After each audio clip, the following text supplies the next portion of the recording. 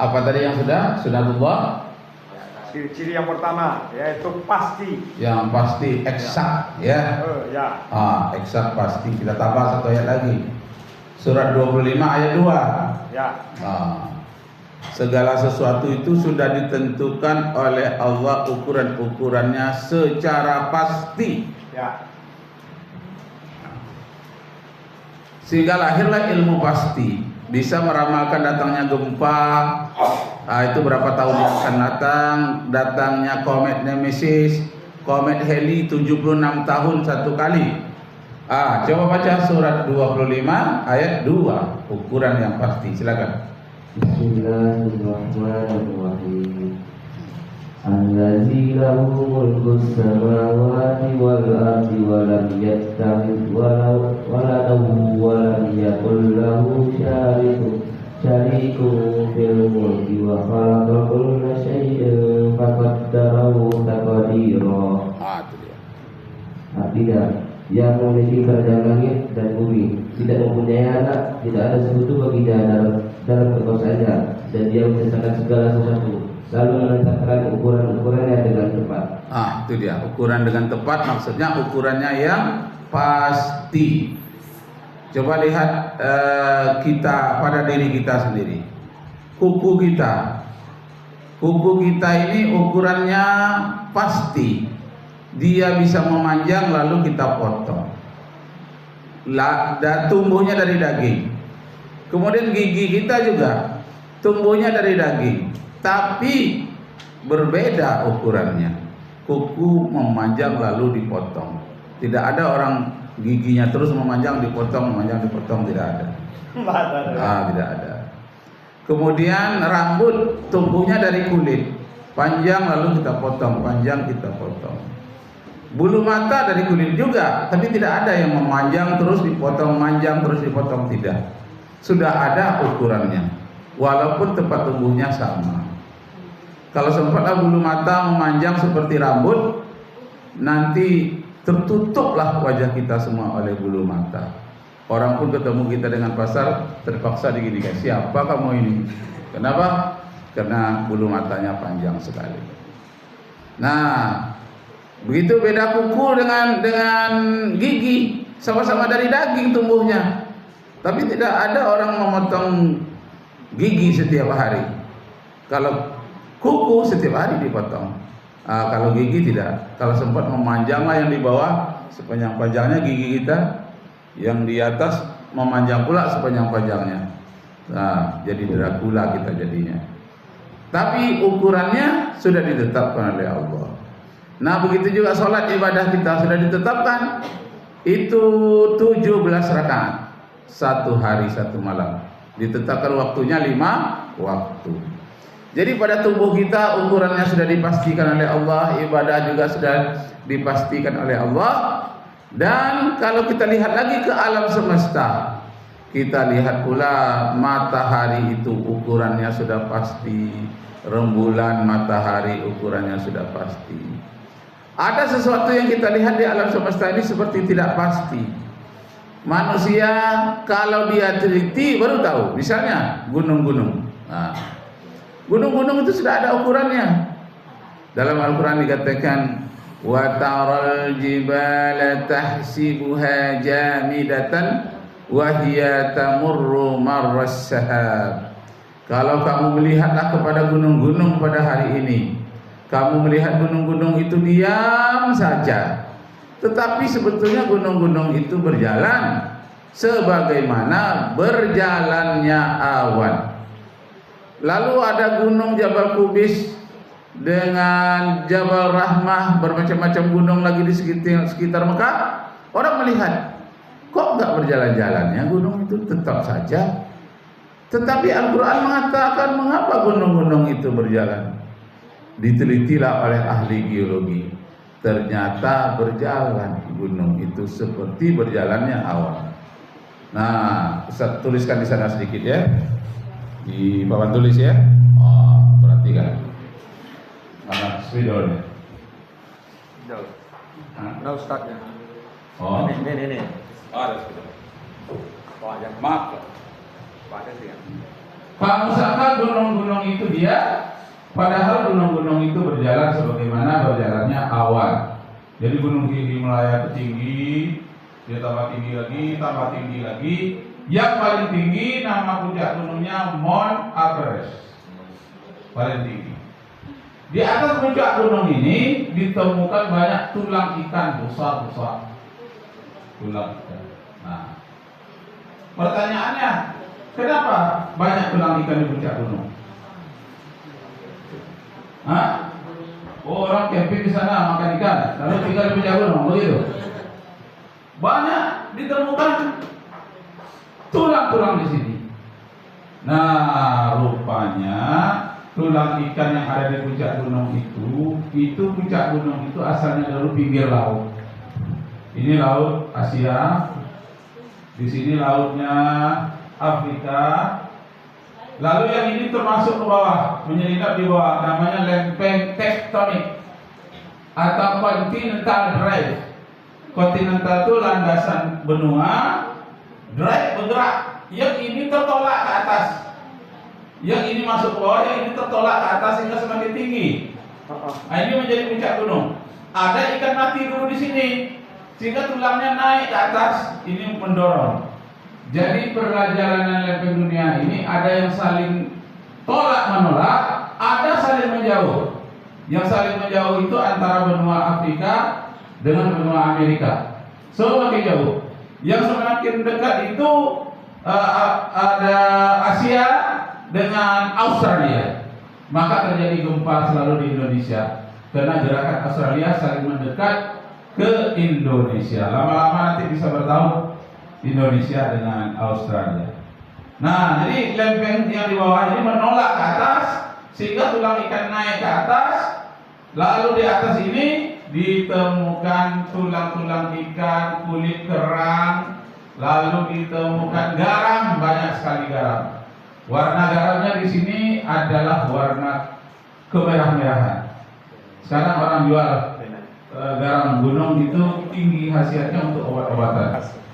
Jadi orang dari puncak gunung membawa garam, membawa tulang ikan, membawa kulit-kulit kerang, oleh-oleh dari gunung Himalaya. Kok bisa dia mengambil binatang-binatang laut untuk garam di sana? Itu dahulunya adalah puncak gunung. Kenapa? Berjalan dia 1 tahun 3 cm. Ini 3 cm per tahun. Nah, itu sunatullah. Aturan dari Allah Subhanahu wa taala dia berjalan 3 cm. Apa bedanya dengan awan? Nah, awan begini. Awan, berjalan ya. Awan ini dalam 1 jam sampai 10 km. Ada yang 30 km.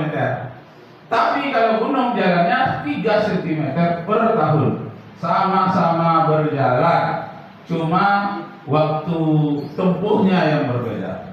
Nah, ini orang tak percaya dulu ayat Al-Quran ini. Orang bermenung-menung, kok ayat Al-Quran mengatakan gunung-gunung itu berjalan?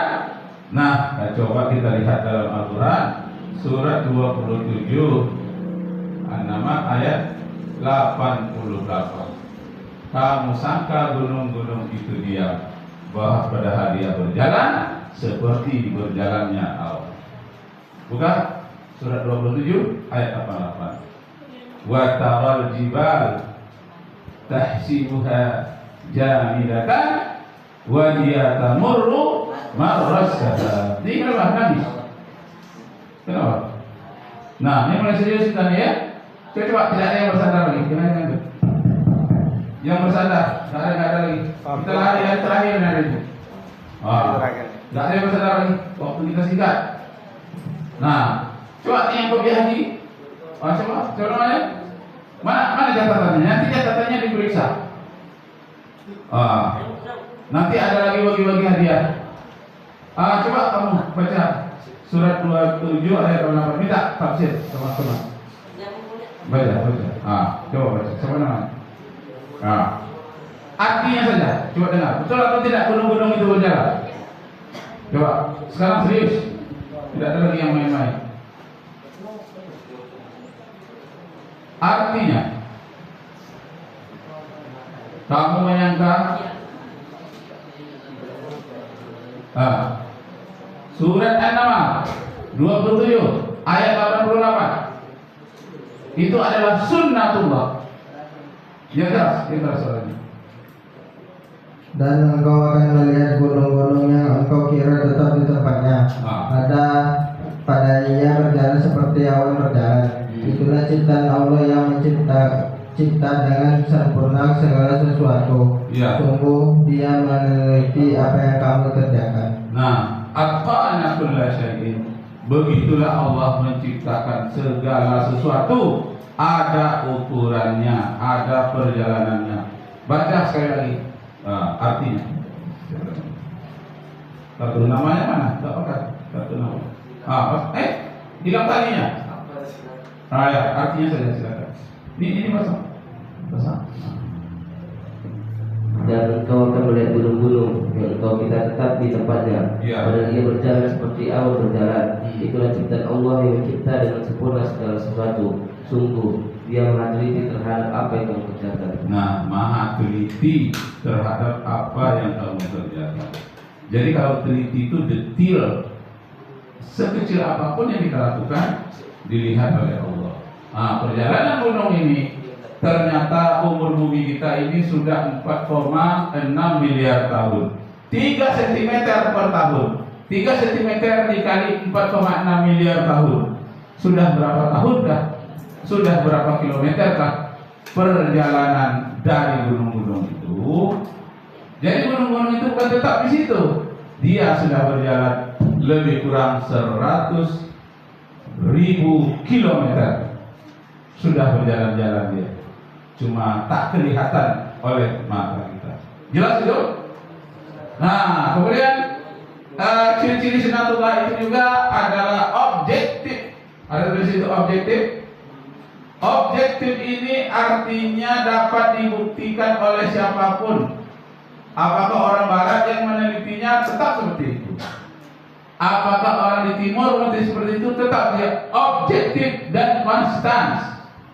Tetap objektif dapat dibuktikan oleh siapa saja. Ciri-ciri sunnatullah itu objektif. Nah, coba kita buka surat 28 ayat 7.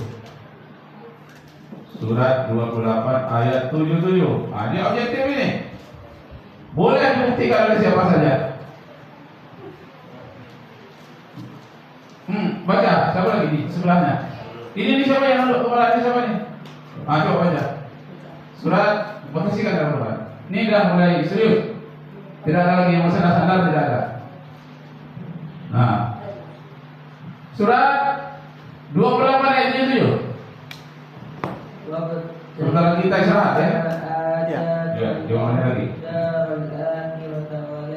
Artinya saja. Artinya. Dan carilah pahala negeri akhirat dengan apa yang telah dianugerahkan Allah kepada dunia dan berbuat baiklah kepada orang lain.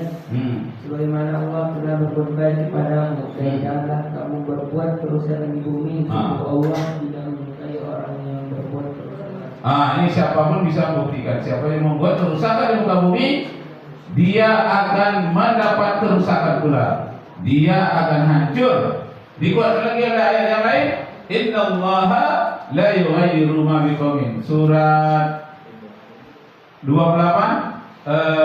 ayat berapa tuh Ustaz?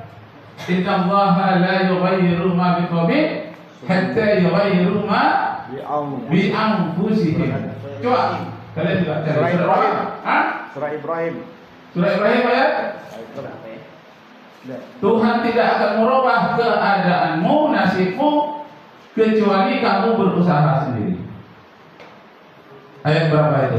Surat Al-Qasas juga, surat 28. Al-Qasas ayat berapa? Atau Ar-Ra'd ya, surat 13 ayat 11.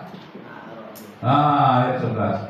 Ar-Ra'd surat 13. Coba artinya saja. Objektif ini siapapun bisa membuktikannya. Siapa? Coba kamu. Ada. Ya. Baginya manusia ada ada malaikat-malaikat yang selalu menjaganya bergiliran. Ya. Dari depan dan belakangnya, Ah. mereka menjaganya atas perintah Allah. Sesungguhnya Allah tidak akan mengubah keadaan suatu kaum sebelum mereka mengubah keadaan diri mereka sendiri. Iya. Dan apabila Allah menghendaki keburukan terhadap suatu kaum, maka tak ada yang dapat menolaknya. Nah, kalau kamu tak berusaha mengubah dirimu sendiri, kamu tidak akan berubah. Suatu bangsa bukan kamu, juga orang lain. Kalau begitu, berubahlah kalau ingin maju. Ada satu penelitian oleh orang Amerika namanya Mitch Leland. Pernah dengar nama Mitch Leland? Nah, catat dengan baik, dengar. Mitch Leland ini mengadakan penelitian mengapa satu bangsa itu berubah jadi kaya. Dan ada pula satu negara yang statis, dulu maju sekarang mundur. Kenapa pula satu keluarga dahulunya miskin merana, kemudian keluarga tapi menjadi orang kaya. Keluarga yang kaya dulu jadi miskin. Ini diteliti oleh Mitch Leland. Mitch itu tulisannya MC. MC Leland. Pakai C lagi ujungnya, C besar. MC Leland. Dia udah doktor melalui penelitiannya ini di Amerika dalam bidang sosiologi dan antropologi. Apa penelitiannya? Ada orang yang mengatakan seseorang itu maju kalau dia makan roti. Kalau makan nasi dia tidak akan berubah, akan maju. Ada lagi orang yang mengatakan kalau dia makan kentang, lalu dia akan maju, makan nasi tidak akan maju. Ada lagi orang yang mengatakan kalau dia makan umbi-umbian yang lain, keladi misalnya, atau sagu, sehingga dia maju. Kalau makan nasi terlalu banyak, mau bikin gulanya, mau bikin sayurnya, masaknya lama, basinya juga cepat, kenyangnya lama. Makan nasi gak kenyang-kenyang, mau bertambah terus. Nah, sehingga tidak maju. Itu penelitian. Tapi rupanya semuanya itu terbantah. Ada lagi orang mengatakan negara itu akan maju kalau banyak tambang emas. Ternyata Indonesia banyak tambang emasnya, tidak maju. Negara itu maju katanya kalau banyak gasnya di sana, banyak hasil pertaniannya. Banyak negara-negara yang punya pertanian yang hebat, tapi dia tidak maju. Kalau begitu, apa kuncinya kemajuannya? Yang tak bisa dibantah lagi, ternyata kemajuan itu, ini dicatat. Kuncinya adalah need for achievement. Tulis. Nanti pertanyaan berhadiah, kamu dapat hadiah. Need for achievement. Achievement. Benar tak? Inilah kunci kemajuan itu. Bukan terdapat pada makanan, bukan terdapat pada daerah, bukan terdapat pada keturunan Yahudi maju. Enggak. Kalau ada satu virus dalam jiwa orang itu namanya virus NA ceritanya. Virus NA, tapi dia bukan virus. Ini virus yang bukan virus. Virus NA. NA ini needs atau achievement. Kalau ada dalam tubuh orang itu namanya virus NA, need for achievement. Apa artinya need itu? Sangat membutuhkan. For perjuangan untuk kemajuan. Jadi jiwa-jiwa dalam bahasa Arabnya disebut dengan jiwa jihad. Jadi seseorang itu maju kalau dia berjuang, kalau dia jihad, atau jiwa ingin berprestasi. Dia akan berkorban demi prestasi. Inilah kunci kemajuan. Kita rapikan ya Pak. Prestasi ini munculnya akibat dari melihat keadaan lingkungannya, dia mau menantang lingkungannya, melawan terhadap lingkungannya yang tidak benar. Need for achievement ini namanya jihad di dalam bahasa Arab.